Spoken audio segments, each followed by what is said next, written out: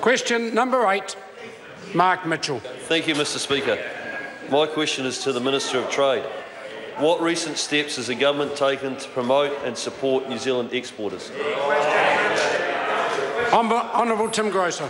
Well, a large number of measures, but most recently, this week, Minister Goldsmith and I announced that the government was ready to implement the Geographical Indications Wines and Spirits Registration Act to protect and promote the premium value of New Zealand's wines on the international stage. And for members who may not be familiar with the concept, this geographical indication is a label one can attach to a product, in this case our wonderful wines, to indicate the qualities and reputation of the region concerned.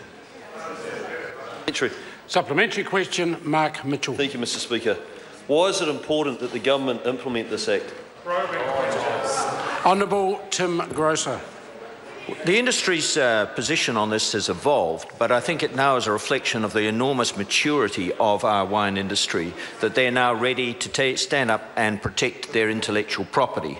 And it will be very important to the future growth of this outstanding industry, which has grown at an annual average rate, Mr Speaker, of nearly 25% in every year over the last 20 years, to have now the intellectual property they need around their excellent product.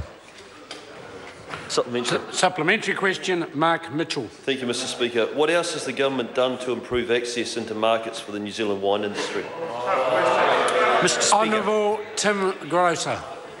Well, now that New Zealand wine is already our 6th largest export item, up from I think 18 or 19 only 10 years ago, a great deal. And in the last 2 agreements that this government has overseen, we eliminated the tariff on wine of 15% in the Korea FTA, assuming that this House will pass the implementing legislation. And we eliminated tariffs on wine ranging up to 20% on the arrangement we have with Taiwan, which has led to a spectacular 60% increase in New Zealand wine exports to Taiwan since that came into effect on 1 December last year.